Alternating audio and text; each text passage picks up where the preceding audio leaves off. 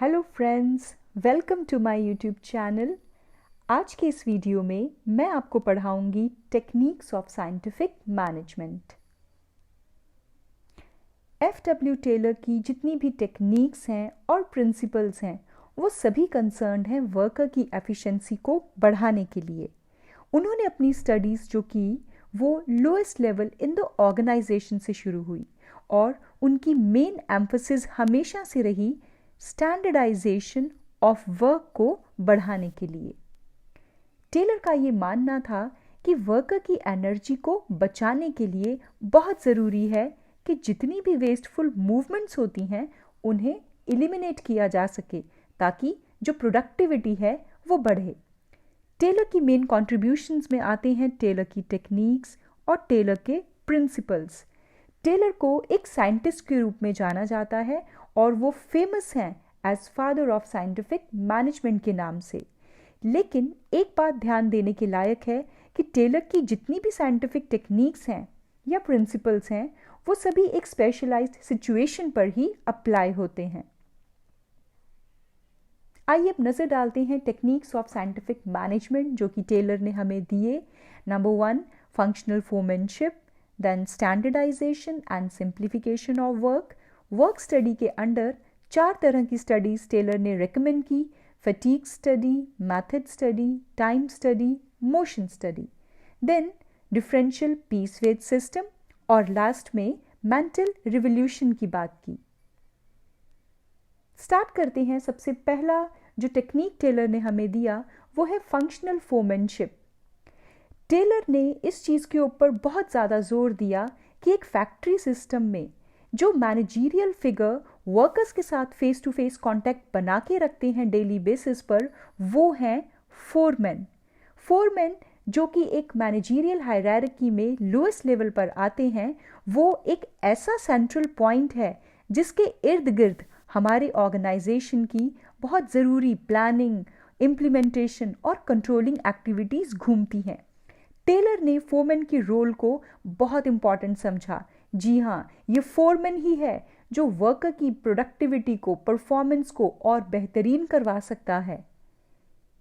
Taylor का ये मानना था कि बहुत सी क्वालिटीज़ हैं जो एक अच्छे फोरमैन में होनी चाहिए, जैसे intelligence, education, tactfulness, power of judgement, special knowledge, manual dexterity, energy, honesty और गुड हेल्थ। लेकिन ये भी बात गौर देने लायक है कि इतनी सारी क्वालिटीज़ एक सिंगल पर्सन में पाई जाती बिल्कुल भी नहीं है, बहुत नामुमकिन सा है ऐसा। इसी बात ने टेलर को सजेस्ट किया कि वो कॉन्सेप्ट लेकर आए फंक्शनल फोरमैनशिप का, किसके द्वारा कि 8 पर्सन्स वाला ये कॉन्सेप्ट है, जहाँ एक वर्कर के ऊपर 8 पर्सन्स होंगे, 8 फोरमैन होंगे जो उसको सजेस्ट करेंगे, गाइड करेंगे। टेलर ने सेपरेट माना कि प्लानिंग और एग्जीक्यूशन एक ऑर्गेनाइजेशन में 2 अलग फंक्शन होने चाहिए। एक फैक्ट्री मैनेजर के अंडर काम करेंगे प्लानिंग इंचार्ज और प्रोडक्शन इंचार्ज। आइए इस डायग्राम के रूप में मैं आपको समझाती हूँ। जैसे मान लीजिए कि ये हमारे प्लानिंग इंचार्ज हैं और इनके अंडर आप देखेंगे कि यहाँ पर आगे 4 डिफरेंट फोरमैन हैं जो इनके अंडर, इनकी गाइडेंस में काम करेंगे। ऐसे ही जो प्रोडक्शन इंचार्ज होंगे उनके अंडर भी 4 यहाँ पे फोरमैन हैं जो इनकी गाइडेंस में काम करेंगे। और इन सभी के अंडर कौन काम करेंगे? वर्कर्स काम करेंगे। सबसे पहले नज़र डालते हैं under the planning incharge 4 personnel, namely first instruction card clerk. Instruction card clerk जो एक फोरमैन है, उनकी रिस्पॉन्सिबिलिटी है वर्कर को जनरल इंस्ट्रक्शंस प्रोवाइड करना ताकि एक वर्कर अपने काम को अच्छे ढंग से एक स्पेसिफाइड मैनर में कर सके, तो ये उसको इंस्ट्रक्शंस बताते हैं। सेकंड पे आते हैं रूट क्लर्क। इस फोरमैन की ड्यूटी है कि ये सीक्वेंस ऑफ स्टेप्स बताएंगे किसी भी काम को करने के लिए, ताकि वर्कर उस पर्टिकुलर सीक्वेंस को फॉलो करके अपने काम को अच्छे से कर सके। तीसरे फोरमैन आते हैं टाइम एंड कॉस्ट क्लर्क। इनकी क्या ड्यूटी है? ये फिक्सअप करते हैं time for starting and time for completion of job. कोई काम शुरू कब होगा और कोई काम कंप्लीट कब होगा, और इसी के बेसिस पर प्रिपेयर की जाती है एक फैक्ट्री में कॉस्ट शीट हर एक काम के लिए। और लास्ट में आते हैं डिसिप्लिनेरियन। इनकी रिस्पॉन्सिबिलिटी है ये देखना कि जो परफॉर्मेंस होगी वर्कर की वो ऑर्डरली और सिस्टमैटिक मैनर में हो। नेक्स्ट आते हैं हमारे ऑपरेशनल डिपार्टमेंट के 4 फोरमैन। तो कौन कौन से हैं ये 4 फोरमैन? सबसे पहले आता है गैंग बॉस। गैंग बॉस की क्या ड्यूटी है? गैंग बॉस अरेंज करता है जितने भी मशीन और टूल्स और बाकी रिसोर्सेज हैं जो कि एक काम को करने के लिए एक वर्कर को चाहिए ताकि काम में किसी प्रकार का कोई डिले ना हो सके। सेकंड नंबर पे आते हैं स्पीड बॉस। स्पीड बॉस की ये ड्यूटी है कि वो एश्योर करें कि जो भी काम एक वर्कर कर रहा है वो टाइम पे कंप्लीट हो सके, तो उसकी स्पीड को मेंटेन करना और उसको चेक करना। रिपेयर बॉस हमारे तीसरे फोरमैन हैं ऑपरेशनल डिपार्टमेंट के। इनका काम है कि जितनी भी मशीन्स और टूल्स हैं उनको हमेशा इंटैक्ट रखना, वर्किंग कंडीशन में रखना। कभी किसी मशीन और टूल में कोई रिपेयर का कोई ज़रूरत पड़ती है तो वो रिपेयर देने की ड्यूटी भी रिपेयर बॉस की है। और एट लास्ट आते हैं इंस्पेक्टर, जिनकी मेन ड्यूटी है कि वो क्वालिटी कंट्रोल करें आउटपुट की, कि जो सामान तैयार हुआ है क्या वो क्वालिटी स्टैंडर्ड्स के अकॉर्डिंग सही है या नहीं। तो उसकी क्वालिटी लेवल को पास करना, उसको चेक करना, ये इंस्पेक्टर की ड्यूटी है। तो देखा 4 हमारे जो हैं वो प्लानिंग फोरमैन के अंडर आते हैं और 4 हमारे जो हैं वो ऑपरेशनल डिपार्टमेंट के अंडर 4 फोरमैन आते हैं। फंक्शनल फोरमैनशिप को माना जाता है कि ये एक्सटेंशन है। किसका एक्सटेंशन है ये? बेसिकली डिवीजन ऑफ वर्क का। क्योंकि आपने देखा कि यहाँ पे कैसे प्लानिंग का काम अलग किया गया और ऑपरेशनल वर्क को अलग किया गया, ताकि हर एक वर्क में स्पेशलाइजेशन आ सके। क्योंकि हमने पढ़ा है कि डिवीजन ऑफ वर्क का ये मेन मोटिव है कि वो लेकर आता है स्पेशलाइजेशन। हर एक वर्कर को ऑर्डर्स मिलते हैं उसके 8 फोरमैन से। तो इसका मतलब कि 8 फोरमैन की गाइडेंस में जब वर्कर काम करता है तो उसकी एफिशिएंसी डेफिनेटली क्या हो जाती है? इम्प्रूव हो जाती है। तो ये कुछ इस प्रकार से इसका डायग्राम है। सबसे पहले एक फैक्ट्री का मैनेजर होता है, उसके अंडर 2 इंचार्ज होंगे, प्लानिंग इंचार्ज होगा और प्रोडक्शन इंचार्ज होगा। प्लानिंग इंचार्ज के अंदर फिर वो 4 आएंगे आपके फोरमैन जो हमने पढ़े थे। इसी प्रकार से प्रोडक्शन इंचार्ज के अंडर भी 4 फोरमैन आएंगे और एक वर्कर के ऊपर 8 फोरमैन का पूरा कंट्रोल और गाइडेंस रहेगी। सेकेंड टेक्निक जो हमें टेलर ने दी है वो है standardisation and simplification of work की। टेलर का ये मानना था, वो स्ट्रांगली सपोर्ट करते थे कि स्टैंडर्डाइजेशन बहुत ज़्यादा ज़रूरी है। उनका ये कहना है कि साइंटिफिक मेथड को हमेशा यूज़ करना चाहिए instead of rule of thumb. Rule of thumb को कभी भी एक मैनेजर को लेकर नहीं चलना चाहिए। रूल ऑफ थंब होता है कि उनकी अपनी पर्सनल चॉइसेस, पुराने जो बने हुए तरीके हैं उनको फॉलो करना। तो टेलर इस चीज़ के फेवर में कभी भी नहीं थे, बल्कि वो तो ये कहते थे कि जो पुरानी प्रैक्टिसेस चली आ रही हैं उनको दोबारा से एक्सपेरिमेंट करके देखो कि क्या आज भी वो रेलेवेंट हैं कि नहीं हैं, और बेस्ट तरीके को ही हमेशा फॉलो किया जाना चाहिए। चलिए मीनिंग देखते हैं स्टैंडर्डाइजेशन का मीनिंग क्या होता है। Standardisation refers to the process of setting standards for every business activity.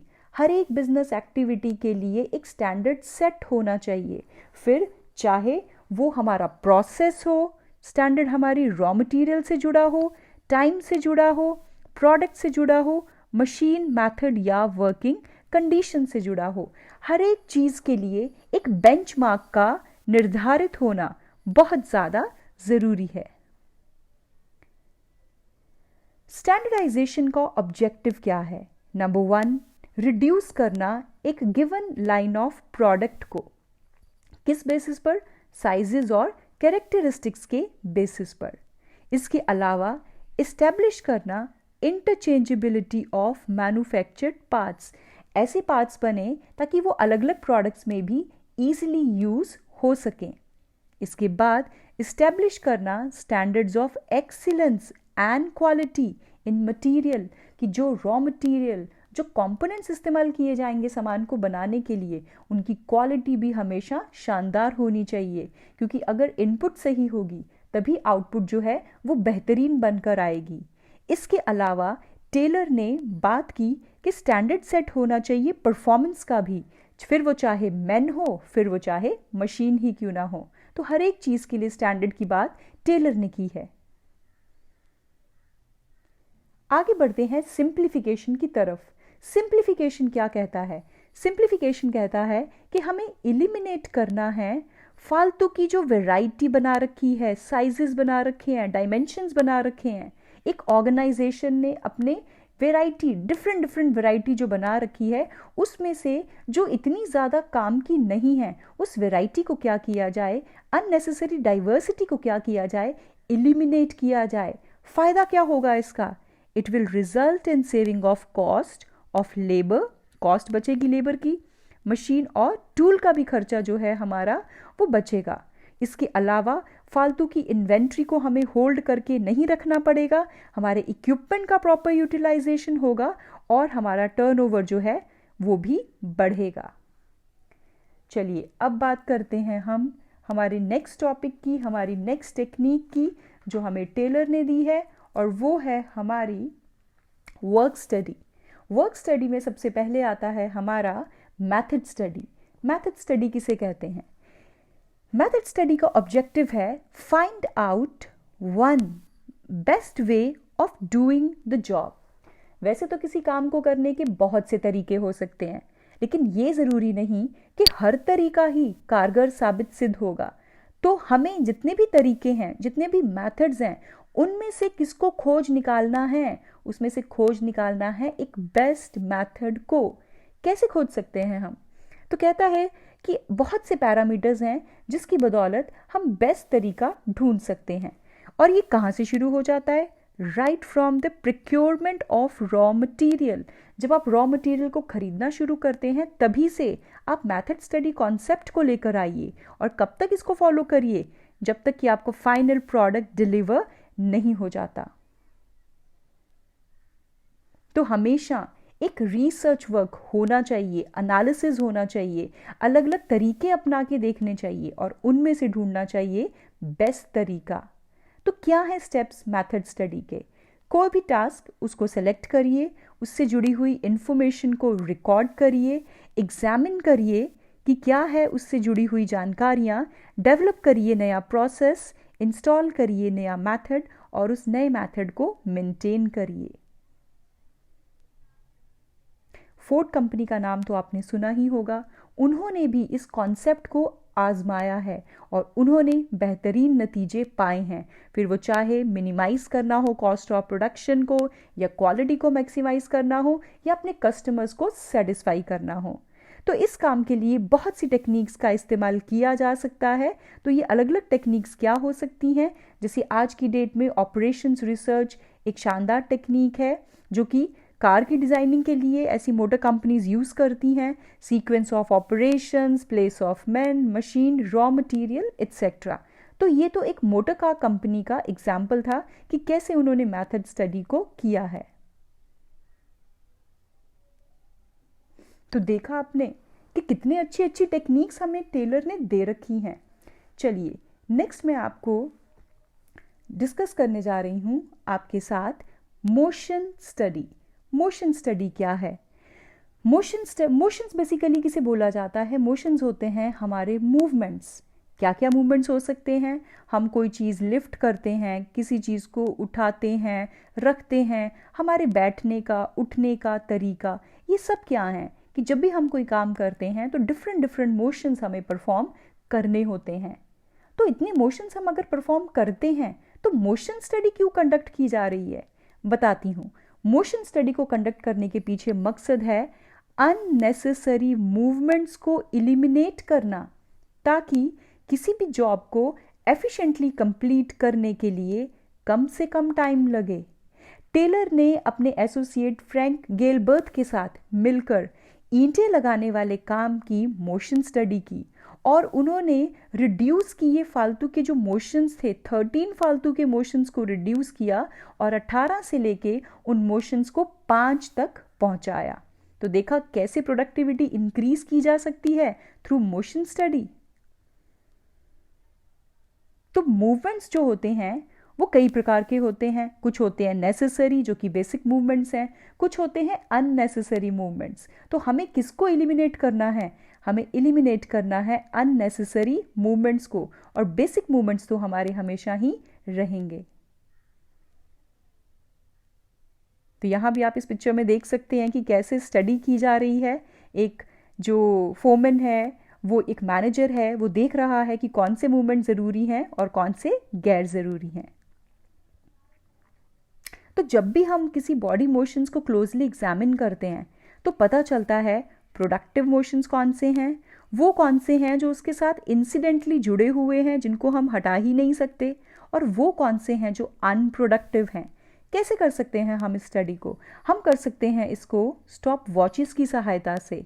अलग अलग कलर्स को आइडेंटिफाई किया जा सकता है मोशन स्टडी में, और मोशन स्टडी में हम हमेशा से फोकस करेंगे कि हमें इलिमिनेट करना है अनप्रोडक्टिव मोशंस को।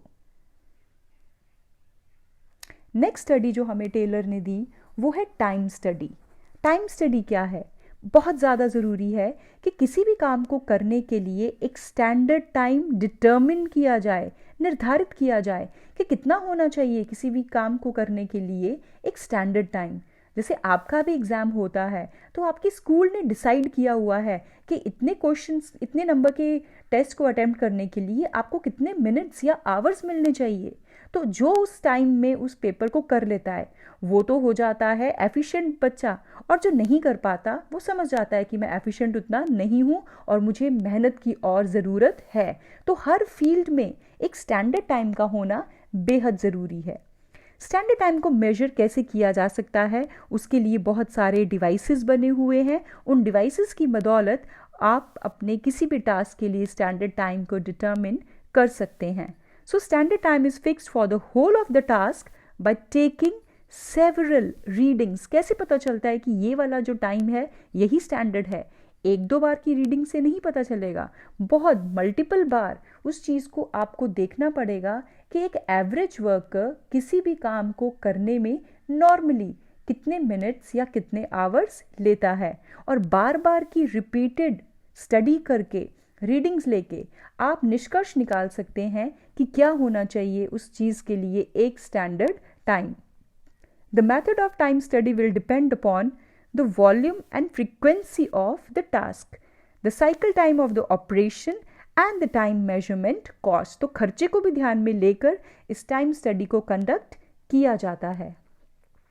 तो देखिए एक वर्कर अलग अलग प्रकार के काम कर रहा है। यहाँ पर स्टॉप वॉचेस की मदद से हम देख सकते हैं कि किसी भी काम को करने के लिए कितना टाइम उसके लिए एक स्टैंडर्ड होना चाहिए।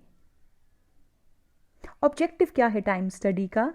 To determine the number of workers, कितने हमें वर्कर्स जो हैं किसी काम को करने के लिए रिक्वायर्ड हैं। हम इसी के बेसिस पर फ्रेम कर सकते हैं अपने वर्कर्स के लिए सूटेबल इंसेंटिव स्कीम्स को, और डिटर्मिन कर सकते हैं कि हमारी लेबर कॉस्ट कितनी आ सकती है।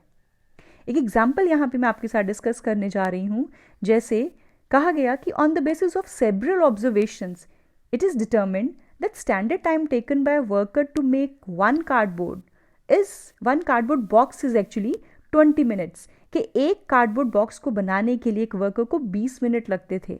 तो इसका मतलब है कि एक घंटे में वो 3 बॉक्स बना पाएगा। अज्यूम करिए कि एक वर्कर जो है वो 8 घंटे देता है, 8 घंटे की एक शिफ्ट में काम करता है, और उसमें से 1 घंटा आप रेस्ट और लंच का अगर निकाल दीजिए तो बच कितने जाते हैं? 7 घंटे बचते हैं। तो उन 7 घंटों में इसका मतलब कि एक वर्कर कितने डब्बे बना सकता है? इसका मतलब वो बना सकता है 21 डब्बे के आसपास। और अगर हम उसको मल्टीप्लाई कर दें उसके रेट से, तो हम यहाँ पे फाइंड आउट कर सकते हैं कि हमारा खर्चा कितना हो सकता है, और क्या उतना स्टैंडर्ड जो हमने सेट किया है कि इतने बॉक्सेस एक दिन में बनने चाहिए, क्या उतना टारगेट हमारे पास जो वर्कफोर्स है उसको अचीव कर सकती है या नहीं कर सकती। तो कॉस्ट और नंबर ऑफ वर्कर्स, इसको आसानी से हम डिटर्मिन कर पाएंगे। किसकी बदौलत? बोलिए किसकी बदौलत कर पाएंगे ये सब? अगर हम करते हैं टाइम स्टडी को। तो देखिए टाइम स्टडी को करके किस प्रकार से एक टाइम स्टडी इंजीनियर डिफरेंट चीज़ों को रिकॉर्ड करता है। इसके बाद आता है फटीग स्टडी। फटीग किसे बोला जाता है? फटीग बोला जाता है टायर्डनेस को। जब आप थक जाते हैं, थकान किस प्रकार की हो सकती है? फिजिकली भी और मेंटली भी हम थक जाते हैं, क्योंकि जब हम बहुत लंबे समय तक काम करते हैं तो जाहिर सी बात है कि इंसान कहीं ना कहीं थक भी जाएगा, फिर वो चाहे मेंटली थक जाए, मानसिक थकान हो, या फिर आप फिजिकली थक जाएं। इसीलिए बहुत ज़्यादा ज़रूरी है कि आपको मिलें, वर्कर्स को मिलें रेस्ट इंटरवल्स, ताकि आप दोबारा से गेन कर सकें अपने स्टेमिना को। और अपना स्टेमिना गेन करने के साथ आपकी जो प्रोडक्टिविटी है वो भी क्या हो जाएगी? बहुत ज़्यादा बढ़ जाएगी। तो फटीग स्टडी से हम डिटर्मिन कर पाते हैं कि कितना होना चाहिए फ्रीक्वेंसी ऑफ रेस्ट इंटरवल, कितनी बार एक दिन में एक वर्कर को मिलनी चाहिए रेस्ट, और इसके साथ साथ ही कितनी बार के साथ ही कितने मिनट्स की उसकी ड्यूरेशन जो है वो भी कितनी होनी चाहिए, तो उसको भी डिटर्मिन किया जाता है। क्योंकि जाहिर सी बात है इतनी देर तक वर्कर काम करेगा तो थकेगा ही, और उसकी एनर्जी हो जाएगी डाउन। तो उस डाउन एनर्जी को दोबारा से अप करने के लिए हमें उसे देने पड़ेंगे रेस्ट इंटरवल्स। बहुत से कॉजेज़ होते हैं, कहता है कि आपकी फटीग के क्या क्या कारण हो सकते हैं। लॉन्ग वर्किंग आवर्स हो सकती है, अनसूटेबल वर्क, आप ऐसा काम कर रहे हैं जो आपको सूट नहीं करता, या आपके रिलेशनशिप आपके बॉस के साथ अच्छे नहीं हैं, तो भी आप मेंटली क्या हो जाएंगे? बहुत जल्दी टायर्ड हो जाएंगे, या वर्किंग कंडीशंस अच्छी ना हो तो भी। तो इन सभी चीज़ों का असर एक अच्छी परफॉर्मेंस के ऊपर पड़ता है, जो कि हमें हटाना है, और वर्कर को देने हैं सूटेबल रेस्ट इंटरवल्स। और जब उसे मिलेंगे ये सब, तो वो अपनी एनर्जी को क्या कर पाएगा? Yes, energy will be regained.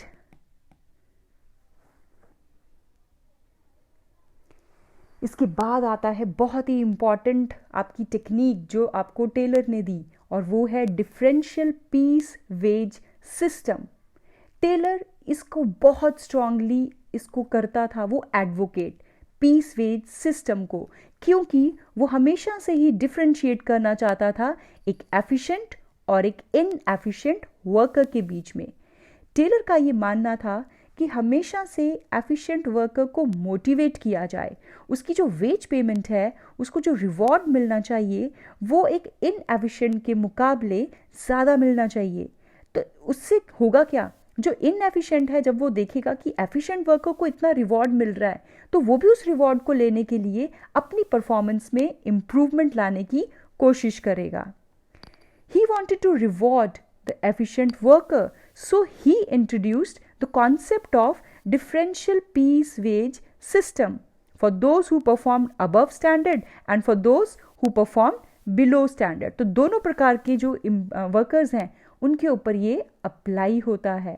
उन्हें वो बताएगा कि अगर आप अच्छा काम करोगे तो देखो कैसे आपको पैसे अच्छे आपको मिल सकते हैं तनख्वाह के। और फाइनली एक जो वर्कर है वो अपनी जो उसके इंसेंटिव्स हैं, उसकी मिलने वाली रेम्युनरेशन है, उसमें वो इंक्रीज आसानी से कर सकता है। क्या बन के? अगर वो क्या बन जाए? अगर वो बन जाए एफिशिएंट। एग्जाम्पल के साथ समझाती हूँ आपको। मान लीजिए कि स्टैंडर्ड आउटपुट पर वर्कर एक दिन की डिसाइड की गई 10 यूनिट्स, और जो बनाएंगे इतनी यूनिट्स उन्हें कितने पैसे डिसाइड किए गए कि कितने मिलेंगे पर यूनिट, मान लो 50 रुपये पर यूनिट। और जो 10 यूनिट्स एक दिन में नहीं बना पाएंगे वर्कर्स, उन्हें कंपनी देगी सिर्फ 40 पर यूनिट। अब मान लीजिए कि एक एफिशिएंट वर्कर है और वो बनाता है एक दिन में 11 यूनिट्स, तो उसे कितने पैसे मिलेंगे? 11 × 50 किया तो 550 रुपीज़ वो अर्न कर पाएगा। वहीं जो इनएफिशिएंट वर्कर है, अगर वो सिर्फ बना पाता है 9 यूनिट्स, तो देखिए सिर्फ उसे मिल पाए एक दिन के 360 रुपये। तो ये जो डिफरेंस है 190 रुपये का, ये इनएफिशिएंट वर्कर को अंदर से झकझोरेगा, उसे मोटिवेट करेगा कि मुझे भी एफिशिएंट बनना है और अपनी जो रेम्युनरेशन है उसको इंक्रीज करना है। हमने जितने भी टेक्निक्स पढ़ी हैं टेलर की, उन सभी में एक बात ध्यान देने के लायक है कि फिर वो चाहे हम बात करें कि हमें यूज़ करने हैं मोशन स्टडी या फटीग स्टडी या मेथड स्टडी, और हमें यूज़ करना चाहिए डिफरेंशियल पीस वेज सिस्टम, इन सभी में एक चीज़ हमें देखने को मिलती है कि ये तभी पॉसिबल है जब एक ऑर्गेनाइजेशन में मैनेजमेंट और वर्कर्स एक टीम के तौर पे काम करते हैं। Search for efficiency requires the search for one best method, and the chosen method must lead to the determination of a fair day's work. There must be a compensation system that differentiates those who are able to accomplish the day's work. तो differential ने इस चीज़ को ध्यान में लेकर चला कि efficient worker और इनएफिशिएंट दोनों को ही कैसे मोटिवेट किया जा सकता है, but all this is the result of the joint efforts of managers and the workers. Manager और वर्कर्स आपस में अक्सर कहीं ना कहीं एक टसल रहता है, लेकिन ये टसल हमें हटाना है, और इंस्टेड कि वो दोनों हमेशा झगड़ते रहें सरप्लस को लेके कि किसके बीच बटेगा किसके बीच नहीं बटेगा, उससे अच्छा है कि दोनों वर्कर्स और मैनेजर्स हमेशा हार्मनी में काम करें और मैक्सिमाइज करने की कोशिश करें आउटपुट को, रादर देन कि वो आउटपुट उनकी आपस की टसल और क्वेरल्स की वजह से रिस्ट्रिक्ट हो जाए। इसीलिए टेलर ने हमें एक टेक्निक दी, और उस टेक्निक का नाम क्या है? उस टेक्निक का नाम है मेंटल रिवॉल्यूशन। जी हाँ, मेंटल रिवॉल्यूशन का मतलब होता है अपनी थिंकिंग को चेंज करना, change in the mind setup which he refers to as the mental revolution. Attitude को बदलने की ज़रूरत है वर्कर्स और मैनेजमेंट दोनों को एक दूसरे के प्रति। कंपटीशन से हटा के जो स्पिरिट है वो कौन सी होनी चाहिए? कोऑपरेशन की होनी चाहिए।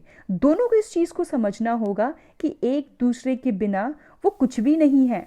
दोनों को ही इस चीज़ के ऊपर ध्यान देना है कि हमें किसको इंक्रीज करना है, increase the size of surplus, और इसी से एलिमिनेट होगी एक जो ग्रुप बना हुआ है वर्कर्स और मैनेजमेंट का, उनके बीच की जो एजिटेशन है उसे एलिमिनेट करना ही होगा through mental revolution.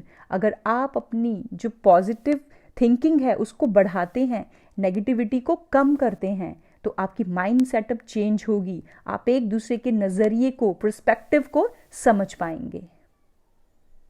Management should share a part of surplus with the workers, और वर्कर्स को भी इन रिटर्न अपना बेस्ट कंट्रीब्यूशन देना है ताकि कंपनी के जो प्रॉफिट्स हैं वो बढ़ें, और लॉन्ग रन में दोनों को ही इससे फ़ायदा है, क्योंकि बिना वर्कर के कंपनी नहीं चल सकती और बिना मैनेजमेंट की गाइडेंस के वर्कर्स भी कुछ नहीं कर पाएंगे। तो देखा, अगर हम टेलर की टेक्निक्स का इस्तेमाल करें तो कंपनी में होंगे सब कुछ अच्छा, पॉजिटिव, मैनेजमेंट खुश, मेंटल रिवॉल्यूशन को फॉलो करके, वर्कर्स भी खुश, और अल्टीमेटली एक happy company. Thanks for watching this video. Do share it and like it and subscribe my channel. Thank you.